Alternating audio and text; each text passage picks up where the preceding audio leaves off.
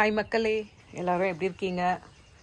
இன்றைக்கி நம்ம ஃப்ரண்ட் யார்டில் இருக்கிற பூக்களை கொஞ்சம் பார்க்கலாம்.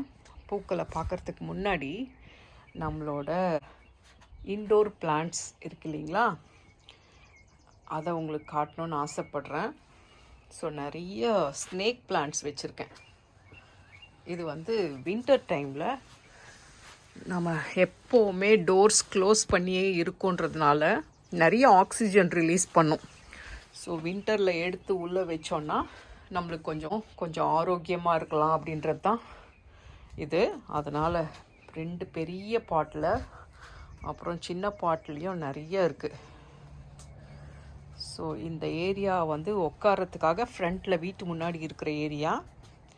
ஸோ இந்த ஏரியா ஃபுல்லாக நிறைய இந்த மாதிரி இது மணி பிளான்ட்ஸ், இதெல்லாம் ஸ்னேக் பிளான்ட்ஸு, இந்த மாதிரி சிங்கிளாக இருக்கிற ஸ்னேக் பிளான்ட்டெல்லாம் மோஸ்ட்லி நான் சேல் போட்டுருவேன்.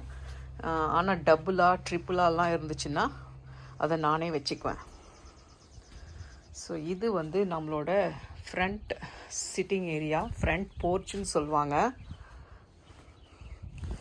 இங்கே வீட்டு முன்னாடி தான் மெயின் வாசல். ஸோ இந்த சைடில் ஒரு கேப் இருந்தது. ஸோ இந்த கேப்பில் பில்டர் எந்த செடியும் வைக்கலை. சரி, இவ்வளோ இடத்த நாம் ஏன் வேஸ்ட் பண்ணோம் அப்படின்றதுனால நான் ஒரு அழகான ஒரு ரோஜா ஒன்று வாங்கி போன வருஷம் வச்சேன். இது வச்சு 1 வருஷம் தாங்க ஆகுது. நல்லா சின்னதாக தான் வச்சேன். ஆனால் இப்போ பாருங்கள் எவ்வளோ பெருசாகிடுச்சு. பூக்கள் பாருங்கள், நம்ம ஊர் பன்னீர் ரோஸ் மாதிரியே இருக்குது பாருங்கள். பூக்கள் ரொம்ப அழகாக பூத்துட்ருக்கு. இது நல்ல வாசனையாகவும் இருக்கும். அடிக்கடி வாசனை பார்த்துட்டே இருப்பேன், அந்தளவுக்கு நல்லா இருக்கும். ஸோ இது ஒரு பிங்க் ரோஸ். கொஞ்சம் டெம்பரேச்சர்ஸ் கொஞ்சம் ஜில்லுன்னு இருந்துச்சுன்னா இன்னும் கொஞ்சம் டார்க்காக பூக்கும். கொஞ்சம் வார்மாக வெயிலாக இருந்துச்சுன்னா இந்த மாதிரி கொஞ்சம் லைட் கலரில் பூக்கும். எனக்கு 2 கலருமே பிடிச்சிருக்கு. ஆனால் இந்த லைட் கலர் ரொம்ப பிடிச்சிருக்கு. உங்களுக்கு பிடிச்சிருக்கான்னு சொல்லுங்கள். இதுவும் பூச்செடிகள் தான். ஆனால் இது பூக்கிறதுக்கு இன்னும் 1 மாதம் ஆகும்னு நினைக்கிறேங்க. இது பூக்கும்போது நான் உங்களுக்கு காட்டுறேன். எல்லா வீட்லேயுமே மோஸ்ட்லி ஃப்ரண்ட்டில் ஒரு டேப்பும் பின்னாடி ஒரு டேப்பும் வச்சுருப்பாங்க தண்ணி ஊற்றுறதுக்கு. நாங்கள் ஹோஸ் வாங்கி நாங்கள் மாட்டி வச்சுருக்கோம். இது ஒரு டாலியா. இதுவும் ரொம்ப அழகான ஒரு சூப்பரான டாலியாங்க. இங்கே இதுவும் இப்போ பூக்க ஆரம்பிச்சிருச்சு பார்த்தீங்களா. வின்டர் டெம்பரேச்சர்ஸ் எல்லாம் பிலோ ஃப்ரீசிங் போகிற வரைக்கும் இந்த செடி பூக்கும். இது பேர் பிளாங்கெட் ஃப்ளவர்ஸ்ன்னு சொல்லுவாங்க. பூத்துட்டே இருக்கும், ஸ்டாப்பே பண்ணாது. ஏதோ ஃபேக்ட்ரி மாதிரி பூவை தள்ளிட்டே இருக்கும். அந்த மாதிரியான ஒரு பூச்செடி தான் இது 2ம். அப்புறம் வீட்டோட இந்த பக்கம் இந்த ஏரியாவை நான் உங்களுக்கு காமிச்சிருப்பேன். இங்கே புல் இருக்குது பார்த்தீங்களா கிரவுண்டில். இந்த புல்லெல்லாம் எப்படியாச்சும் அந்த பக்கம் போயிடுது. ஸோ அதை க்ளீன் பண்ணுறதுக்குள்ளே நம்மளுக்கு போதும்னு இருக்கிறதுனால நல்ல ஒரு 5-6 இன்ச்சு டீப்பாக நோண்டி கீழே கொஞ்சம் கான்க்ரீட் போட்டு அது மேலே இந்த கல்லெல்லாம் வச்சு அரேஞ்ச் பண்ணிட்டாரு. நம்மளுக்கு இந்த புல் க்ளீன் பண்ணுற வேலையும் இல்லாமல் இருக்கும். ஃப்ரண்ட்டில் இருக்கிற ரோசஸ் பாருங்கள். இது போன வருஷம் வச்சுருந்தாங்க.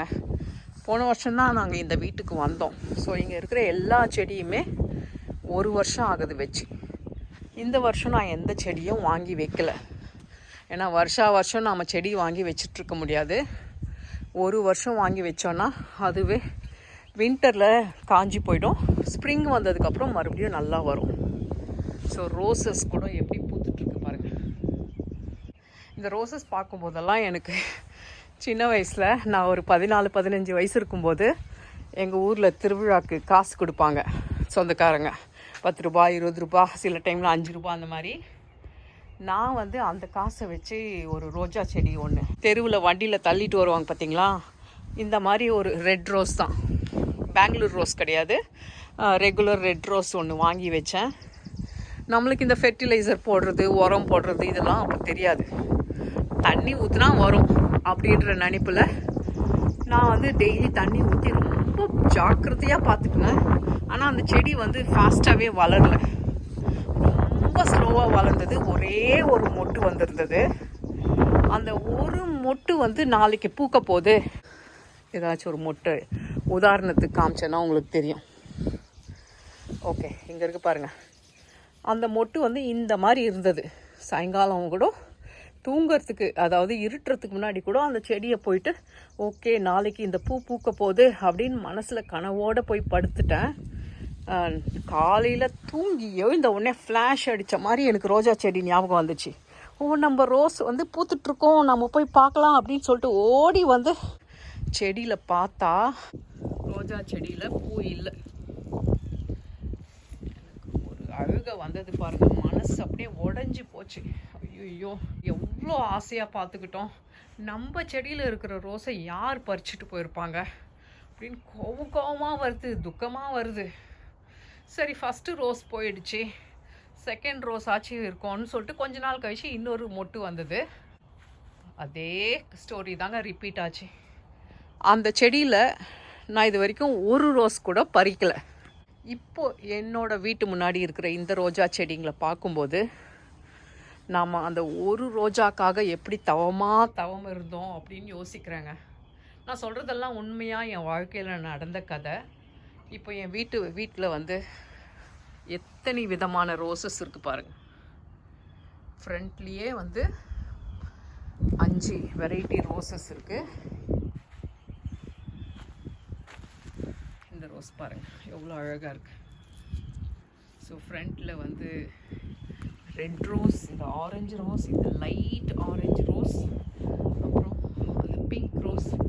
எல்லாத்துலேயுமே நான் ஆசைப்பட்டதை விட ஜாஸ்தியாக பல மடங்கு நூற்றுக்கணக்கான ரோஜாக்கள் இருக்குது. ஆனால் அந்த சின்ன வயசில் என்னோடய செடியில் நான் வெயிட் பண்ணிகிட்டு இருந்த அந்த பூ வந்து யாரோ பறிச்சுட்டு போயிட்டாங்க அப்படின்ற அந்த காயம் இன்னமும் எனக்கு இருக்குது. நான் எங்கள் ஃப்ரண்ட் யார்டில் சூஸ் பண்ணி வச்ச செடிங்க எல்லாமே எப்போவுமே தொடர்ந்து பூக்கிற மாதிரியான வெரைட்டியாக சூஸ் பண்ணி வச்சேங்க.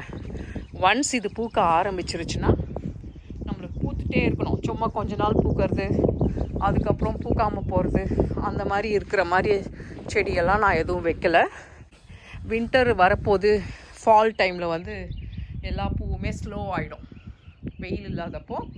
அந்த டைமில் நம்ம வீட்டு முன்னாடி வந்து செடியில் பூ இல்லாமல் இருந்தால் நல்லா இருக்காது அப்படின்னு சொல்லிட்டு இந்த செவ்வந்தி செடிகள் அங்கங்கே வச்சுருக்கேன். ஸோ ஒன்றுமே இவ்வளோ பூ பூத்துட்டு கடைசியில் பூவே இல்லாமல் இருந்தால் நல்லா இருக்காது இல்லைங்களா?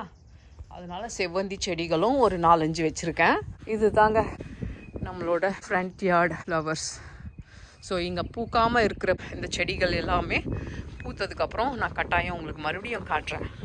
அடுத்த வீடியோவில் பார்க்கலாம். பாய்.